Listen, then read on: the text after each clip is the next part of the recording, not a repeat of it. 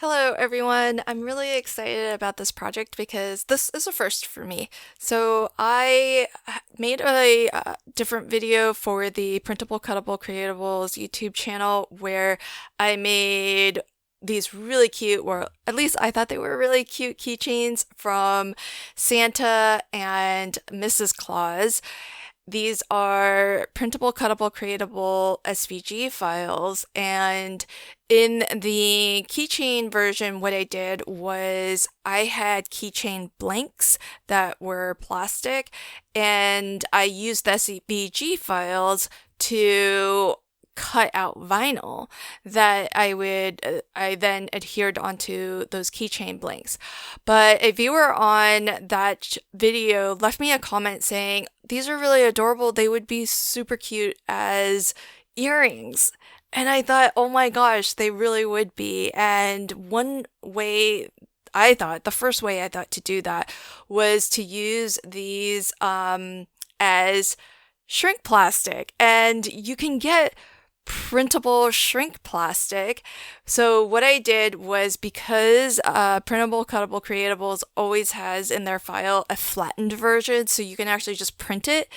That's what I did initially. I set up my file so that I could print out cute Santa Claus, cute Mrs. Claus, cute boy elf, and cute girl elf. Those are the names of the SVG files. And what I did was I read the packaging to learn how much I can expect the shrink plastic to actually shrink. And what I did was I figured out what size earrings I thought I might like and scaled it up so that when this actually shrinks down, they look ginormous right now in my hand, of course. But of course, this is shrink plastic, so as the name would suggest, it's going to shrink once you apply some heat to it. And because I want these to be, I did punch a 3/8 inch hole at the top, and that's where I will attach my like the earring kind of fixtures that actually kind of loop into your ear. So, or the hardware, I guess is what it's called.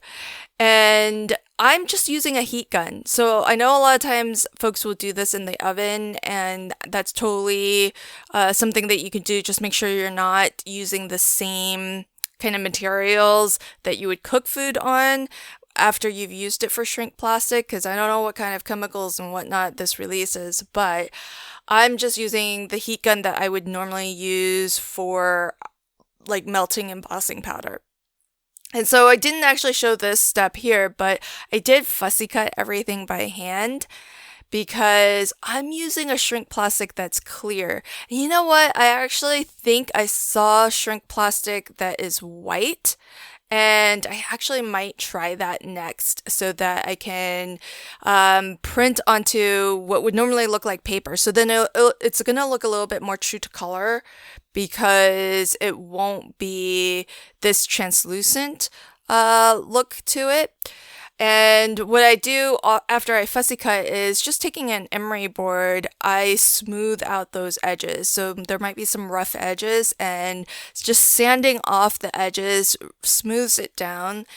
A lot of that you're not going to feel anyways, because this is the shrink plastic I used indicated that after it shrinks, it is going to reduce down to only 1/5 of its size. So it's only going to be 20% of the original size. Now, I'm going to tell you this up front. If you're going to do this, what I would definitely suggest doing is cut yourself a square of shrink plastic that you've measured, maybe like a 2 inch by 2 inch square. Shrink it using whatever method you're going to use, and then see what actual shrinkage you're going to get. Because this did not shrink by as much as it said it would. Now, I'm using my heat gun. I'm using a pokey tool to just hold onto it, and you can see it curls up onto itself. And I use that pokey tool just to keep it in place so that it doesn't blow away. But once you apply enough heat to it, it will flatten back out. And I am working on a cement block and a silicone mat. And after I'm done applying the heat, I just fold that silicone mat on top of itself, right over top of my shrink plastic, and I put an acrylic block onto it. That way, it really helps to kind of really flatten it out, get it really nice and flat. Because while it uncurls eventually and does sort of flatten out, if you want to make sure it's super flat, then just be careful. Don't touch the actual plastic while it's hot. But if you fold that silicone mat or you use a Teflon mat or something equivalent that's heat proof, then a block of any kind, like an acrylic block, you can use that to help flatten things out. So these ended up being a whole lot bigger than I intended. I think these are way bigger than what you would wear as earrings. So I'm just gonna turn them into keychains. So now I've got a set of 4 keychains, which I think are kind of cute. I did modify my files a little bit because Santa and Mrs. Claus, they have white in the original SVG for their hair, but an inkjet printer can't print white. And so I actually had to adapt my SVG file so that instead of white hair for Santa and Mrs. Claus, I made their hair gray. So I made them a little bit younger, and that way their hair actually shows up because I was printing onto just clear shrink plastic. That may not be as big of an issue if you try to get some white shrink plastic. So, if you did this, just take into account the type of shrink plastic that you're using and what your printer can actually print, because there is no white ink. And so that's why I had to make that adjustment. Otherwise, it would have just been translucent and clear. So these do have a different look to them.